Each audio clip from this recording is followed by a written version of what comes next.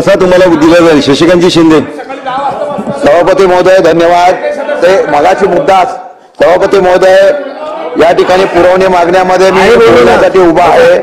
खरं म्हणतं तर या सरकार आल्यानंतर या ठिकाणी पुरवणी मागण्या मागण्यात असताना सर्वात 36,000 कोटीचा हा प्रस्ताव या ठिकाणी आलेला आहे.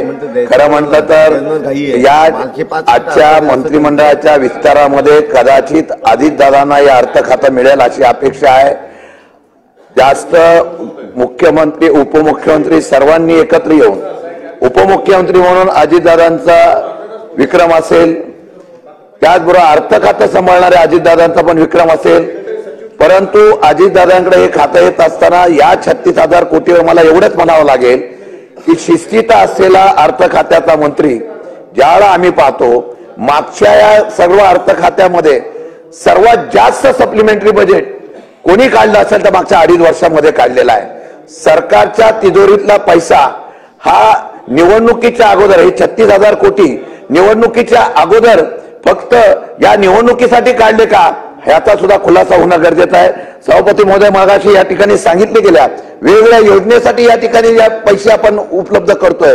पण दुर्दैव आहे की आम्ही ज्यावेळेला होतो त्यावेळेला अर्थ खातं अजितदादांकडे असताना आम्ही त्यांच्याकडे जायचो. दादांना सांगितलं, दादा बोलायचे राज्य चालवायचं आहे. आज मला दादांचा हा कठोरपणा कणखरपणा आणि शिस्तप्रिय दादा पाहायला आम्हाला मिळावे अशी अपेक्षा आहे. कारण त्यांनी झाल्या मुख्यमंत्री आणि उपमुख्यमंत्री सगळे बसताना त्यांनी सांगितलं आता मागचं सगळं बघितल्यानंतर आर्थिक घडी आम्हाला आता सुधारावं लागेल. हे त्यांचं सुतवाद एवढंच आहे की मागच्या वेळेला काय अलबेल नव्हतं, पाहिजे तसा पैसा खर्च केला गेला. त्याचं उदाहरण मगाशी शासकीय विद्यालय महाविद्यालयाचं सांगितलं. हसन मुश्रीफ साहेब होते, त्यांना माहिती आहे शासकीय महाविद्यालय काढल्यानंतर सुद्धा एक स्वतंत्र आता एक मला वाटतं निधी काढावा की काम बंद पडल्यानंतर कोणाला त्या ठिकाणी पैसे किंवा निधी देण्यासाठी सुद्धा बजेटमध्ये तरतूद करावी का. कारण सातत्याने काम का बंद पाडली, कोणी पाडली, कशासाठी पाडली आणि पैसे काढण्यासाठी पाडली का याचा सुद्धा निर्णय घेणं गरजेचं आहे. लाडकी बहीण योजनेच्या बाबतीमध्ये बाब क्रमांक 290 मध्ये सांगतो आपण सांगितलं की लाडकी बहिणीसाठी आपण एवढ्या योजना केलेल्या आहेत. मला सांगावंसं वाटतं की काल मी परवापासून बघतोय डिसेंबरचा पण हप्ता दिला म्हणून सांगतायत, पण 2100 रुपये डिसेंबरला देणार हे सांगणार होतं. त्या लाडक्या बहिणीला 2100 रुपये देणार का हे या अर्थसंकल्पाच्या बजेटमध्ये तुम्ही पुरवणी मागण्यामध्ये सांगणं गरजेचं आहे. शेती पंपासाठी तुम्ही सांगितलं की मोफत वीज दिलेली आहे. माझ्याकडे आता तक्रार आहे 8 तास लाईट आता मुश्रीफला मिळत नाही, फक्त 2 ते 3 तास मिळते. एका बाजूला योजना तुम्ही दिली आणि दुसऱ्या बाजूला लाईट मिळत नाही. ही शेतकऱ्यांचं असलेलं खरं म्हणतं तर दुःख आहे. आणि त्याचबरोबर वीज कनेक्शन देण्यासाठी आता नवीन प्रथा केलेली आहे, सौर ऊर्जा कंपल्सरी केलेली आहे.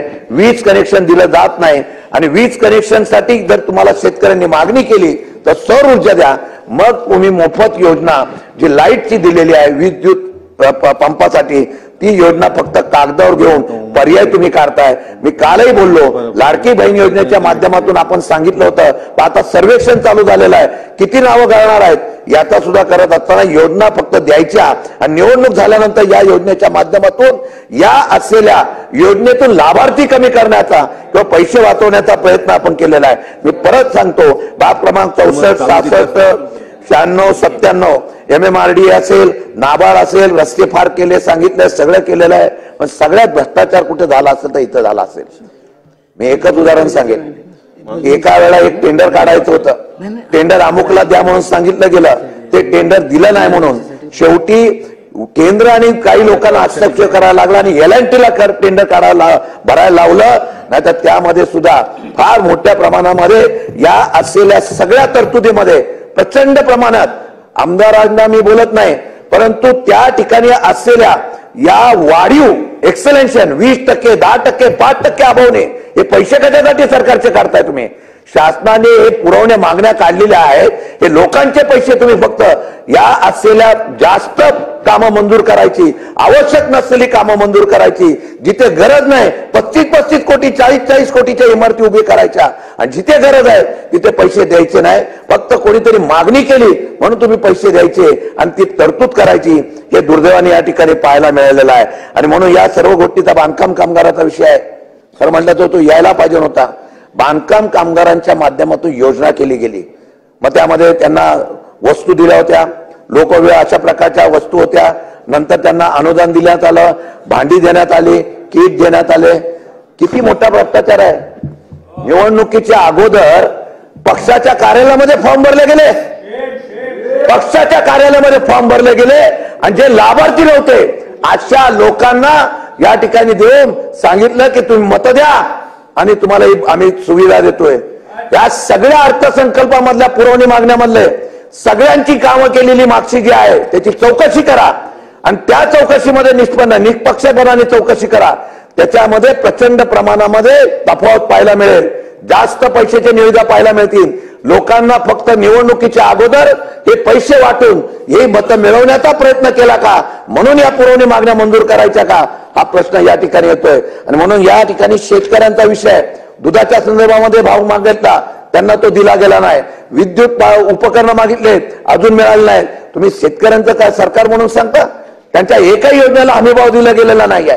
याचबरोबर कामगार क्षेत्र असेल, याचबरोबर शेतमजूर असेल, याचबरोबर लाडकी बहिणीच्या बाबतीमधल्या योजना असतील, तुम्ही जाहीर केलेल्या आहेत, पैशाची तरतूद केली.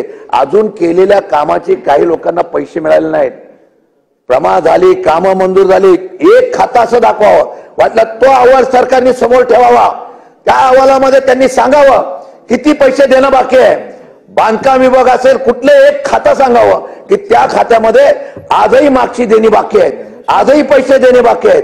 मग मागची देणी बाकी असताना सुद्धा आज पैसे दिले जात नाही, तर याच्याबद्दल मध्ये सरकारला अजून एक पुरवणी मागणी करावी लागते का, अशा प्रकारची शंका आहे.